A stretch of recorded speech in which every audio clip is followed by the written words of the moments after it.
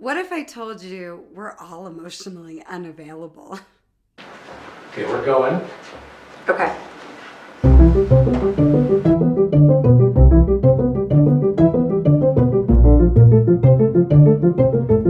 Three, two, one, we're going.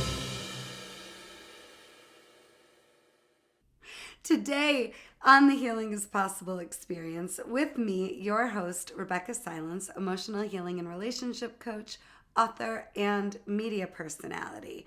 We are taking on emotional unavailability. Every week, I bring you on a journey of hope and healing in an effort to connect you to the best of who you are, to all of what's possible for you, so that you're not just imagining your dream life, you're living it. Emotional availability. Nobody is actually emotionally unavailable until we learn how to be safe and responsible for and able to regulate our human emotions. And if you're someone who's ever questioned, am I emotionally unavailable? Please know that this episode will give you a safe way to get in touch with your emotions so that you can become emotionally available.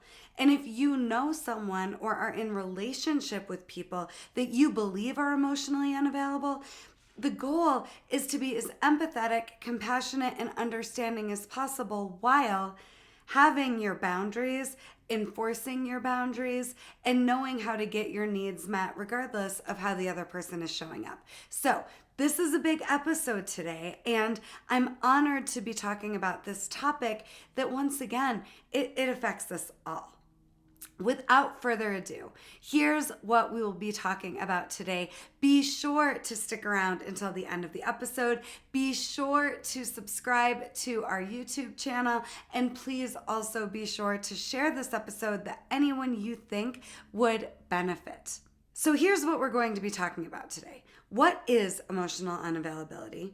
What are the signs of emotional unavailability? And what do we do when we notice someone else or even ourselves are being emotionally unavailable in a moment? And finally, just tips, tricks, and hacks to stay emotionally unavailable and open even in the most difficult times. So, to begin, what is emotional unavailability? I want to make this really, really, really simple. Emotional unavailability is just when we are in resistance to our emotions or to another person's emotions. Now, let's take that deeper. Why is this a problem, right? We're wanting love and connection. I don't care who you are. I don't care how heartbroken you are.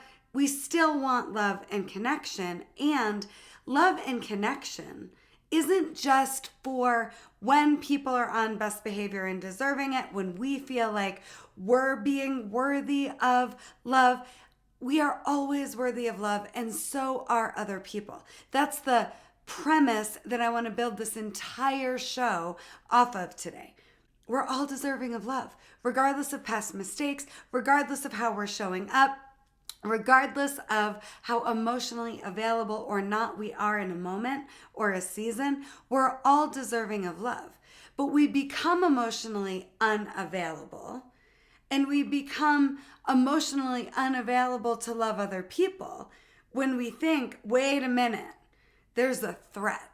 And often what threatens us, it's our emotions or another person's emotions. We're literally emotionally unavailable for the emotions that confront or threaten us. And if you're new to the show, I only teach 5 emotions that matter. These are emotions we're born with. These are emotions that we can run from, hide from, but they're just not going anywhere, no matter how hard we resist them or try to escape them. So the cure is to be in a relationship with our emotions that have us comfortable with our own anger, with our own grief and sadness, with our own fear. And only when we're available for these darker emotions do we have access to joy and excitement. But again, anger, fear, grief, joy, excitement, that's it.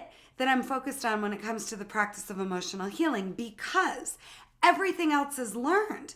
And we call our experience of betrayal, I'm in an emotion of betrayal. We call guilt an emotion. We call shame an emotion. I could go on and on and on. But if it isn't anger, fear, grief, joy, or excitement, it's learned. Therefore, we can unlearn it, start again, and have a new experience. And when we've mastered our ability to relate to ourselves, even in the face of these 5 emotions, only from there can we relate to another human having the same emotions. So what we resist persists, right? For many of us, this isn't a new concept. But when it comes to our emotions, it's especially true. And if I'm someone who is unavailable for my own anger, which for me, that was true for so many years. I am a coach that has lived it and continues to live it. My journey to emotional wellness, emotional healing, having myself as emotionally intelligent as possible, it's really important to me because that is game changing in my relationships, starting with my relationship with myself. And I'm not a coach, again, if you're new, that has had it easy. I grew up in hell, lots of abuse, neglect, trauma. I then later, after so much self-harm and eating disorders and just the lowest possible self-worth imaginable, I ended up in a domestic violence marriage.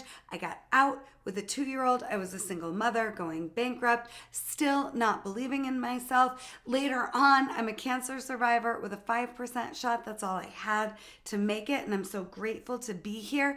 But let me tell you, healing through my own emotional unavailability, that was my ticket to freedom, to joy, and to a life that was beyond better than I could have ever imagined. So this topic, it's very, very near and dear to my heart because I've been in resistance to all of these emotions in myself, with other people. And just for an example, for the longest time, anger was my kryptonite. I didn't want to be with my own anger. I didn't trust anger. I associated anger with violence, so I wasn't available for it. Then I realized, because I was so resistant to my own anger, I was comfortable with grief, I was comfortable with fear, I wasn't comfortable with anger, which made joy and excitement a real challenge, because again, if you aren't comfortable with all of the dark emotions, it limits your availability to experience joy and excitement at the highest levels. But what I didn't realize is, because I was so resistant to anger, I was attracting people that were very comfortable with it. This is how it works. In relationships, we start out attracting what we need to heal. Attraction 101, your unhealed wounds, particularly your unhealed emotional wounds. So I'm so unavailable for anger that I'm attracting people that are comfortable with anger in an effort for life to help me heal through my own issues with my own anger. This is how it works. And then maybe my comfortability with grief was super triggering for someone who was very comfortable with anger, but not with sadness, not with grief, not with letting go, anything but letting themselves cry.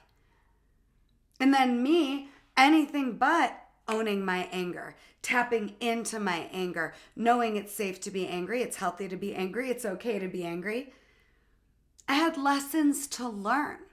So what is it? Write it down somewhere. What emotion or what emotions are you unable right now to be available for in a healthy way where you don't lose you because of the emotion? From there, what emotions are confronting you in other people? Maybe you're comfortable with it with you, but not in relationships with another person. This is what emotional unavailability is. We throw this term around very loosely, but what does it actually mean?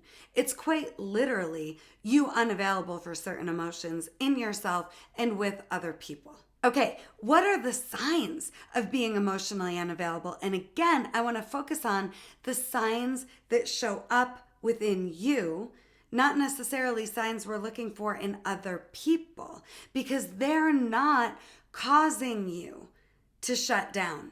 You're choosing to. They're not causing you to feel unsafe. You are used to feeling unsafe. So if it wasn't this, it would be something else. If it wasn't them, it would be someone else. If you feel unsafe, it's because you don't feel safe being all the way you. Volume turned all the way up. That's not because of another person. If you're not speaking your truth, if you're not grounded, if you're not neutral, comfortable, just being curious and looking at the scenario in front of you and taking responsibility for what you're making it mean and how you feel, that can all change. And it does when we become emotionally available. But the signs I want us looking for, it's any place that you're betraying yourself and your truth. And that could look so many different ways. It's you wearing what you think would make someone else happy instead of what you would be comfortable in. It's, only saying what you think would be acceptable or what you think would prevent or avoid conflict.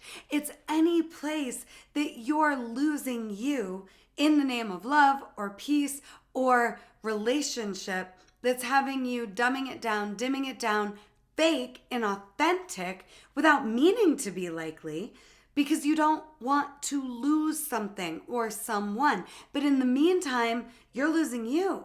And what I love to say is the only thing you have to lose is you. Don't you dare let that happen. And when you do, it's the result of some sort of emotional unavailability. So when you're trying to be who you're not, to please, to be accepted, to be loved, to have peace, you're actually emotionally unavailable and disconnected from the possibility of true intimacy, true connection, true, healed, authentic, profound relating to another person. It starts with you relating to you unapologetically. And the more you're able to relate to yourself comfortably and confidently, even when any of these emotions are showing up that may be confronting, it's only from there that you could then relate to another person in a way where you're available for them and their humanity, all of it, however it looks. And that's what we all want. We all want to be seen. We all want to be heard. We all want to be loved for who we are. And it's not possible until we love and see and hear all of our emotions and ourselves for who we are. It's just not possible. So I want to take the sting, the threat, and the stigma out of this idea of emotional unavailability, because our emotions aren't the problem and other people aren't the problem. It's how we're choosing to show up. It's how we're choosing to cope and manage and survive instead of fully living into all of our truth, including the truth about our sensitivity, our emotions, what we need and want deep down at our core. It's to be accepted, all of our emotions and all. And one more time, it's only from there that we could accept another for all of themselves, all of who they are, including all of their emotions. Okay, so what the hell do we do when we're noticing we're shutting down, we're betraying ourselves, our guard is up? And again, I want us to have boundaries. Boundaries, it's us knowing how we're going to take care of ourselves regardless of how another person shows up. That's all a boundary is. So I want us to have boundaries. But I don't want us guarding and protecting our hearts, because then the love can't get in.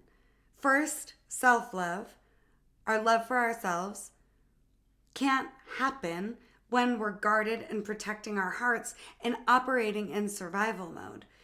But we also can't love another person or have them truly feel us and our essence and how much we care and how much we want to give when our heart is guarded.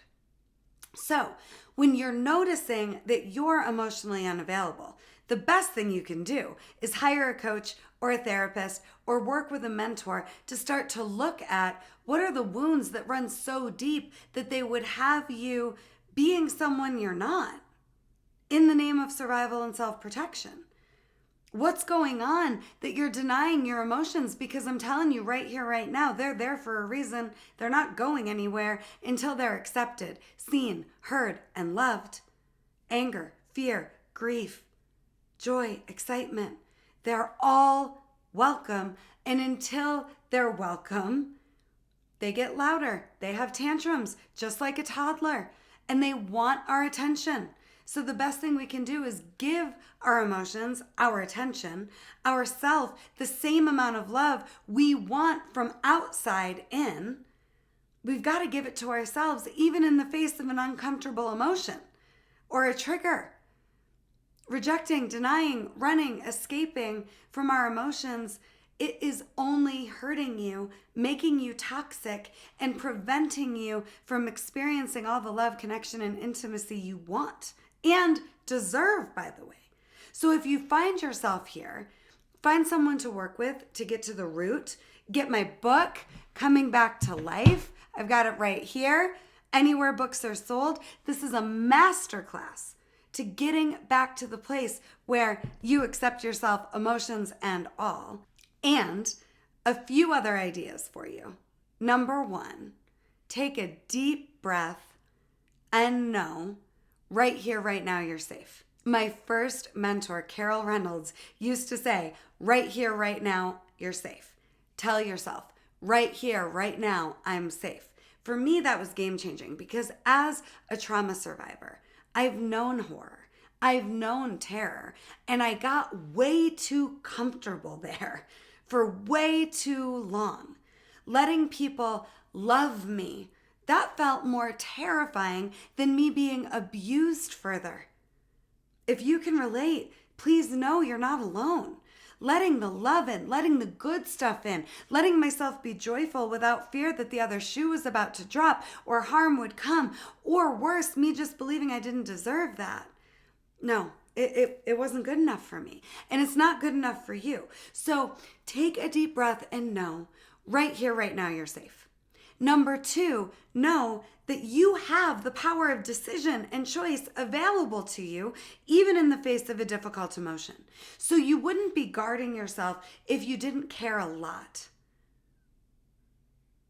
Take that in for a minute. You care a lot. Let yourself get the outcome you want. So the second part is just asking yourself, what do I want? Do I want to end this relationship? Do I want to push this person away? Do I want to shut down and perpetuate patterns? Do I want to resolve uncomfortable feelings? Which, by the way, my current coach and I have been working on this recently. It is so different attempting to resolve an uncomfortable feeling versus clearing out and healing through a pattern that you no longer have use for. Do you hear the difference?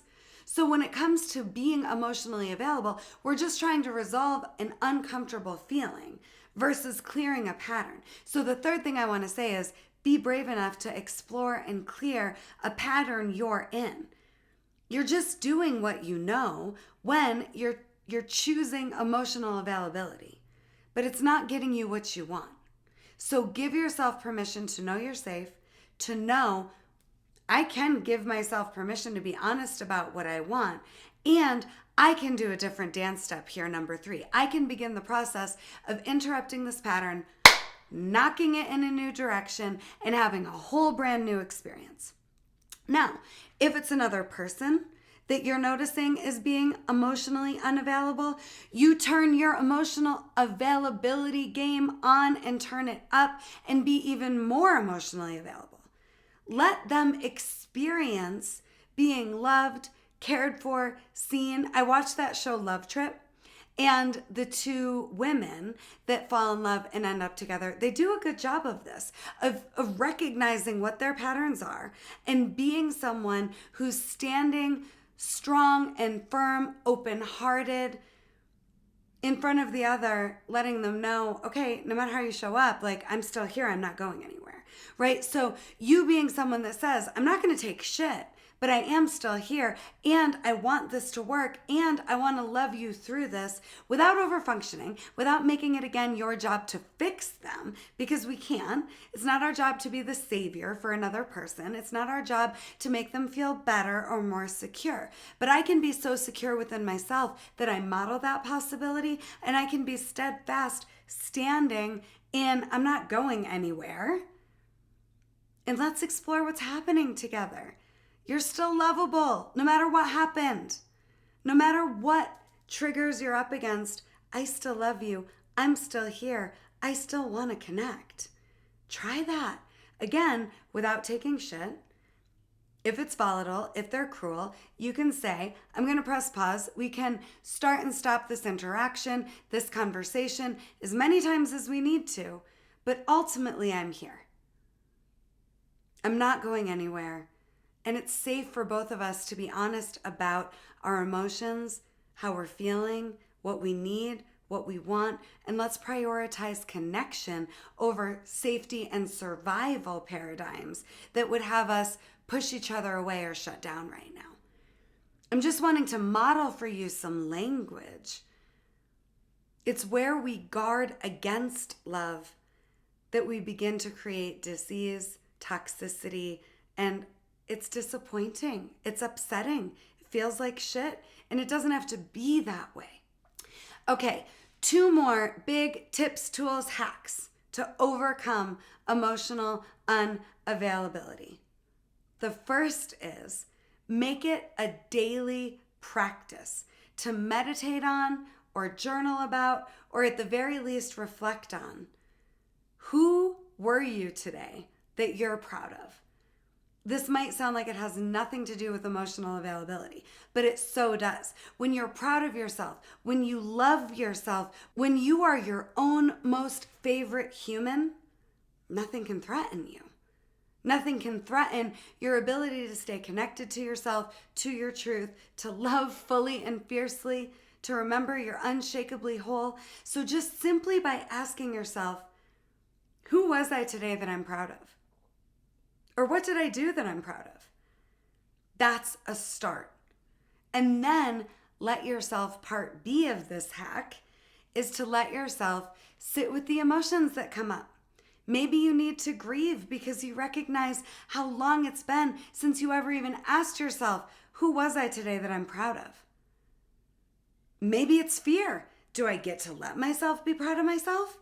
Maybe it's anger because growing up, who was ever proud of me? Whoever showed me how to be proud of myself? Maybe it's joy. Maybe it's excitement. But whatever it is, take full responsibility for being willing to be with the emotion that comes up after you've looked at and identified at least one thing you're proud of around who you've been, how you showed up, that you can take with you into all of your relationships and into your future. And then be with the emotion. Number 2, attraction 102. Earlier in the episode, we talked about attraction 101. We attract what we haven't healed yet, right? Attraction 102, 201 is you being the person that you want. And this is where you can make a list of all the qualities, all the standards you have that you're looking for, and then begin the process of becoming each of those things. So simple, so game-changing, not easy, but possible. And when you've made your list of what you're looking for in other people and you start to look at, grading yourself 1 to 10 in each of these areas, 10 being I got it down, 1 being I'm a hot fucking mess with this, only from there can you start to connect to your emotions and shed and release and let go of the past so that it can be the past. We do our best with the tools we have from the level of awareness that we are in, and so does everyone else. But you deserve emotional availability, and your relationships deserve emotional availability, and you leading yourself into a life where you require and essentially demand emotional availability it's going to give you the connection, the intimacy, and the love that you seek, platonically and romantically and professionally and all the way around. I'm so excited for you. Thank you for tuning in. This is a big topic. What I will leave you with is my promise that your emotions have never and can never and will never hurt you. And other people's emotions have never, can never, and will never hurt you. It's us being emotionally unavailable and resistant to our emotion that creates a negative ripple, does harm, and just drives a wedge between people and possibility. The emotions aren't the problem. It's the running, however we can, from emotions. That's the problem, and there is a better way. And hopefully this episode gave you some soul food to chew on, some ideas to try out. But you can be safe and loving yourself and others, even in the name of our humanity and our emotions that aren't going anywhere, as I've said on repeat today. Thank you for tuning into the Healing is Possible experience. Again, I'm Rebeccah Silence. Visit Rebeccah Silence where you can get courses, free masterclasses, my book, any support that you seek, including private practice work with me, whether or not you want to work on yourself or heal and transform your relationships. I'm here for you. Healing is possible no matter what. It's not promised, but it's possible for you, for me, and for all of us. I love you. I'll see you soon. Bye for now.